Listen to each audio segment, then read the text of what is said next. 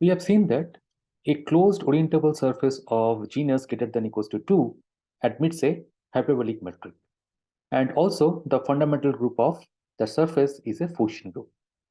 So in this lecture, we'll see that a punctured torus also admits a hyperbolic metric, and its fundamental group, which is a free group of rank 2, it is also a Fouchian group. So let us begin. Yes. So what will prove that the fundamental group of this punctured torus, it acts on the disk model of this hyperbolic plane, and the action is by covering action, or the action is free or properly discontinuous. So as a result, so this fundamental group of this function torus, so it will be a Fouchian group. Okay. So let sigma 1 denote the punctured torus. So let me draw a picture of it. So this is my torus, and you delete a point from this torus. So that is my punctured torus. So this notation, so sigma Gn, so it means an orientable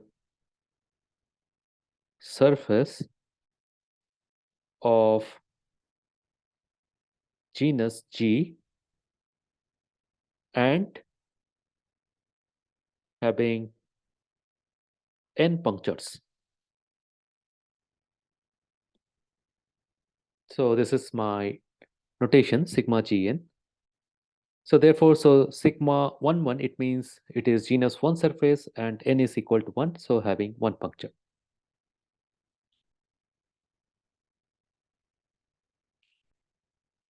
So the claim is, so the fundamental group of the sigma 1 is a Fouchian group.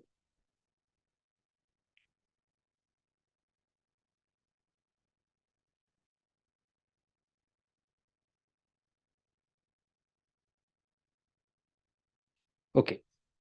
And also this sigma 1 is a hyperbolic surface.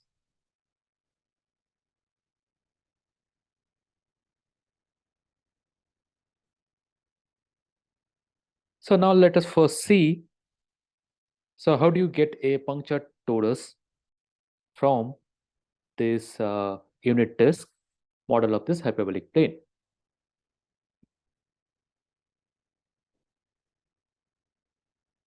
So let us take this unit disk.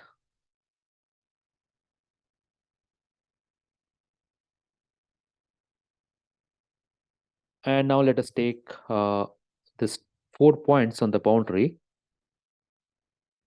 4 equispaced points on the boundary.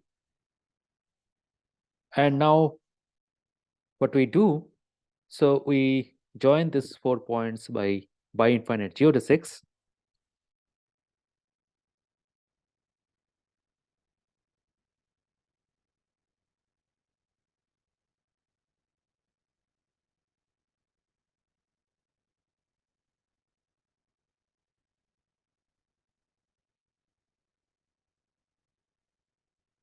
Yeah, so we have this this ideal square, so whose vertices lie in the circle S1, and the circle, it is at infinity. So this is this boundary of this D2. So this boundary is at infinity. And now what is the strategy here? So we want to get isometry, so which will take this blue geodesic to this blue geodesic. So this A isometry, it will take this blue geodesic to blue geodesic, and I'll I'll find another isometry B, which will take this black geodesic to black geodesic. And now take the group generated by this AB. So this acts on this disk, and this uh, group, it is a infrared, it's a subgroup of this isometry of this unit disk with a hyperbolic metric, and the quotient space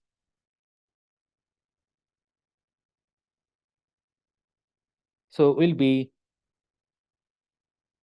this surface which is homeomorphic to the punctured torus. So the surface will be something like this. So this so we'll get first of all this genus 1, and this puncture, it is going to infinity. So this surface is homeomorphic to this punctured torus. So where this puncture, you have taken it to going to infinity. So why you will get this surface first of all? So if I just truncate this ideal square in this following way,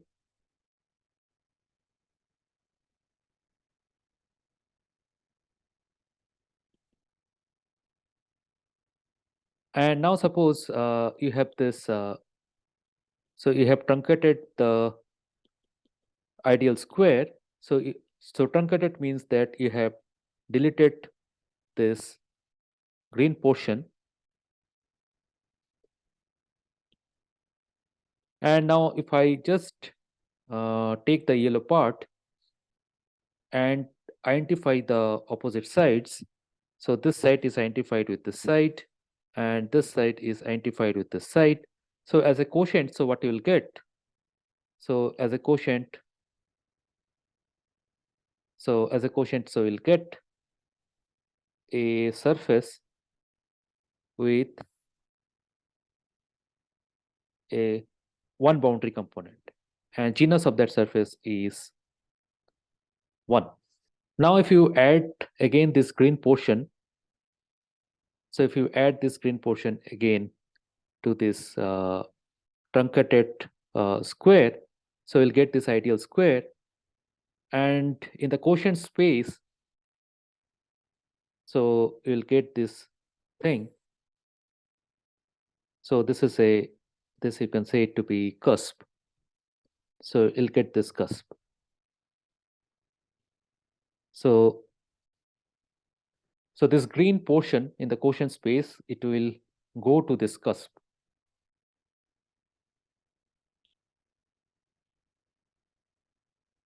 So why so these things are asymptotics. So these two portions, so this two thing here, it will be asymptotic because if you take a lift, so if you take a lift, so this geodesics, so this black geodesic and this blue geodesic, so they are asymptotic to each other. So at infinity they meet. So therefore we have this picture in the quotient space. Okay. So now our next job is to find such isometries A and B. Okay. So now what we'll do, so in fact, so we'll find those isometries in the upper half plane. So we know that this upper half plane with this metric, Riemannian metric, is isometric to the unit disk with this metric.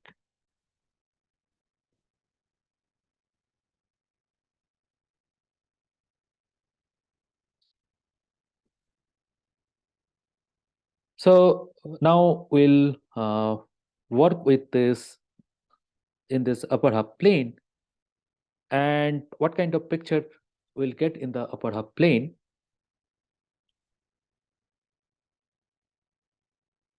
So this is my real axis.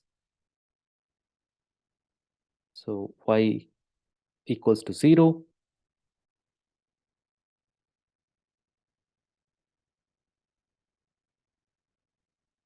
So let us take this vertical geodesic, and yeah, so let us take this integer points 1, 2 here, -1, -2. So corresponding to this ideal square in this unit disk, so we'll get the similar things here. So corresponding to this black geodesic, we can take one vertical geodesic and another one. So this by infinite geodesic.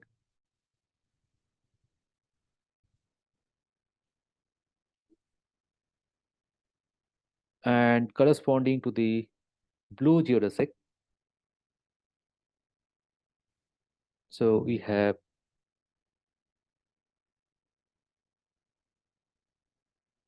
another semicircle which is orthogonal to this real axis, and corresponding to another blue geodesic, we can have this vertical geodesic.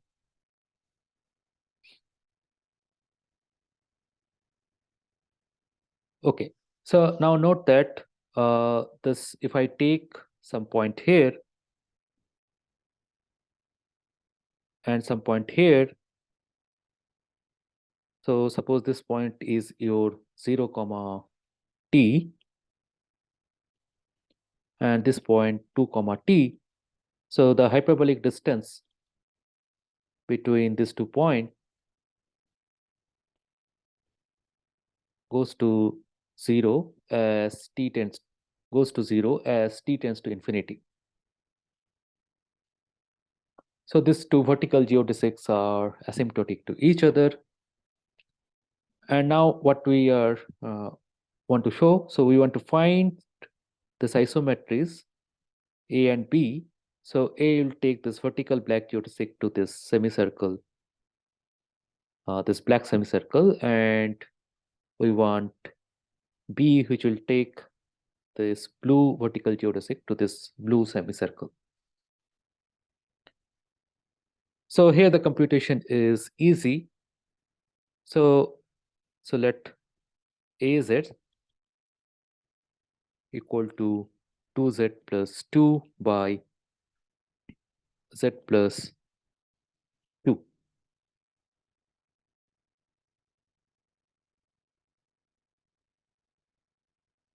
And Bz, so it is equal to 2 by minus z plus 4. So this A and B, so these are isometries of this. So this both are isometries of this upper half plane.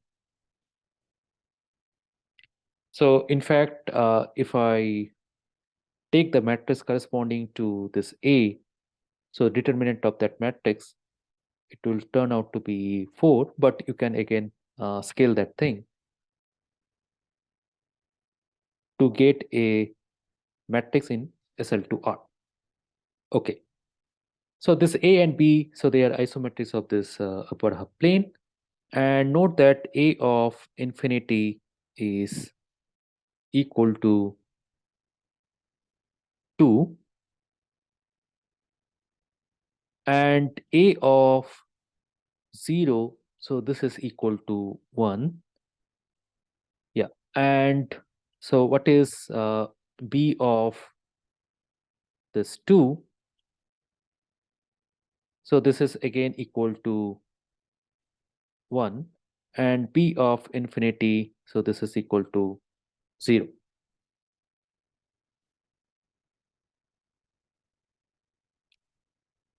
Okay, so we got this isometries A and B,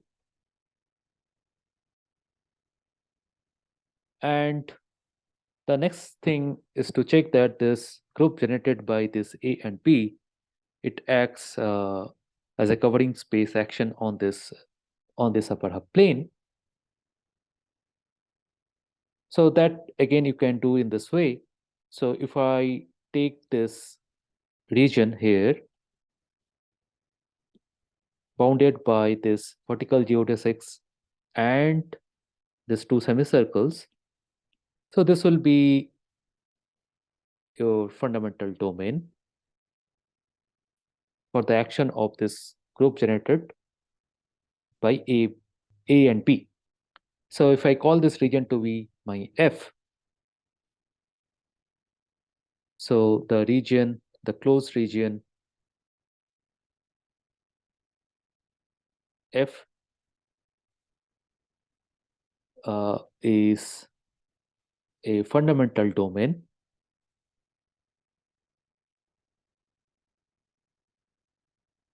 for the action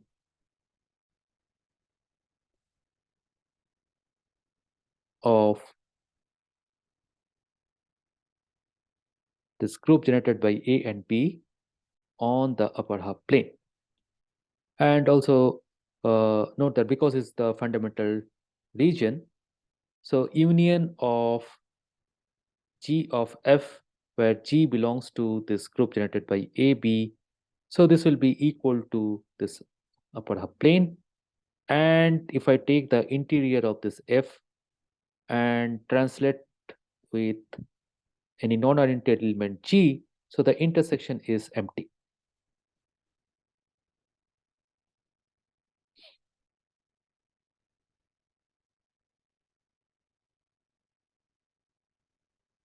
So the intersection is empty. So so so what we have shown that this group AB acts as a covering space action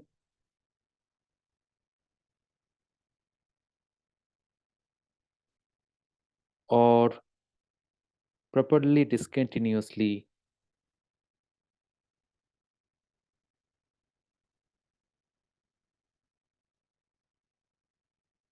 and freely by isometries on upper half plane. And as a quotient space,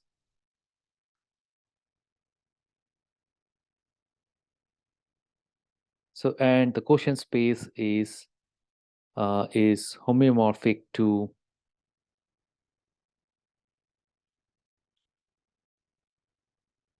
this puncture torus.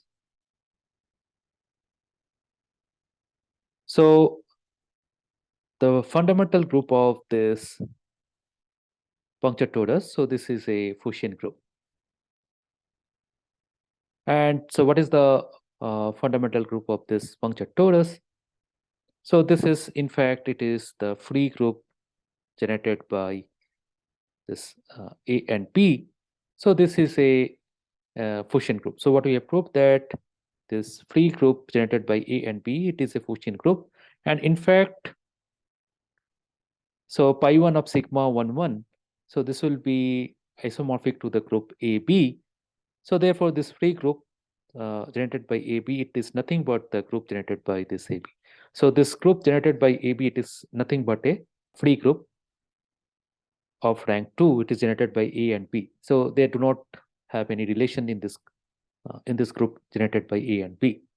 Okay. So as I said before, so if I take this upper half plane and now again take this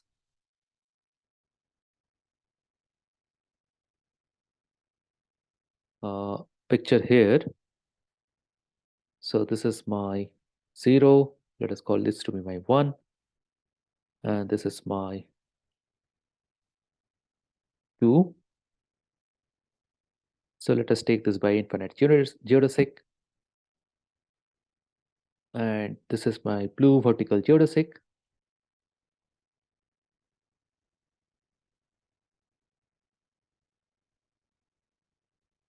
And this is another blue by infinite geodesic. So we got isometries, this A and B, like this. So this portion, so this region, in fact, it is a ideal square in this upper half plane. Now, if I so because it is a fundamental region, so if I translate that fundamental region, so you'll get another region. So you'll get a tiling of this upper half plane. So let me draw a picture of that tiling. So if I further apply this B, so we'll get this ideal square here.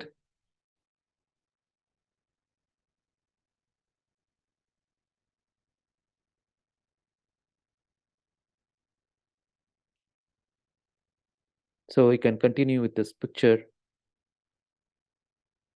So here also you'll get this ideal square.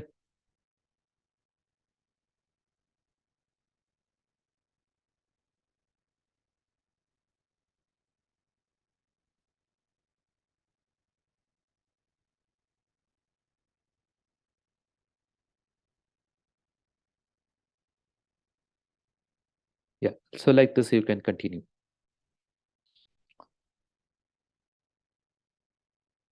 So this free group, it is acting on, so free group is acting on this upper half plane. The action is free and properly discontinuous, and it is by isometries. And so as a quotient space, so we'll get this surface, genus 1 surface with one cusp.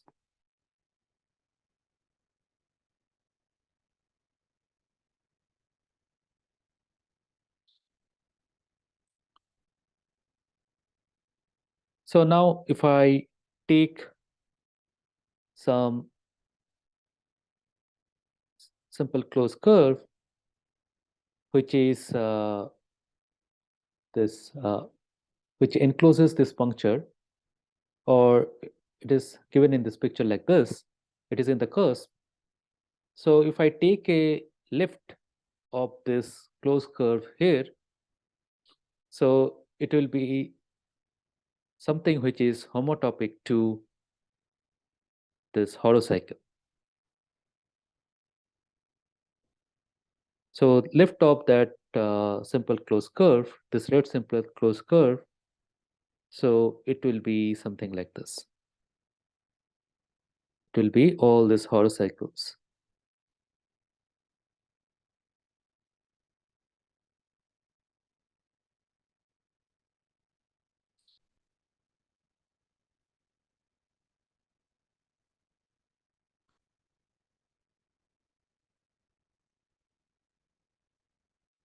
Okay. So therefore, so again, so you can prove this thing. So this surface admits a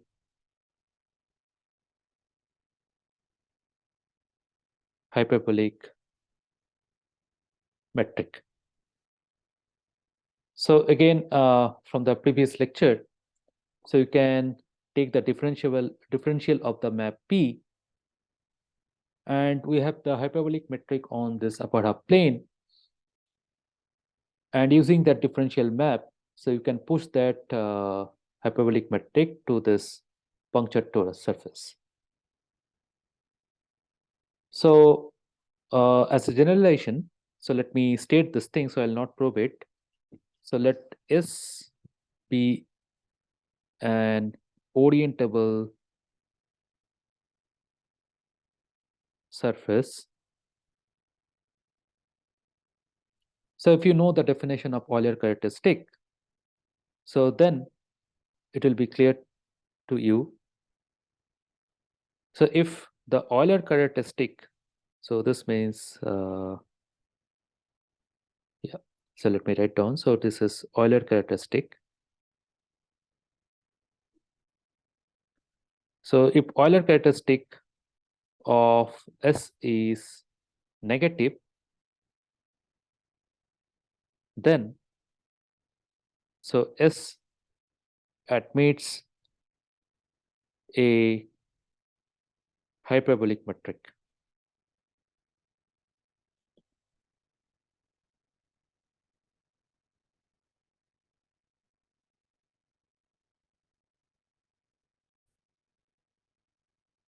So so let me write down the Euler characteristic of a surface of genus G with n punctures. So if you do not know the definition of Euler characteristic, it is fine. So let sigma Gn be a surface, be an orientable surface of genus G with n punctures. So then, so the Euler characteristic of the surface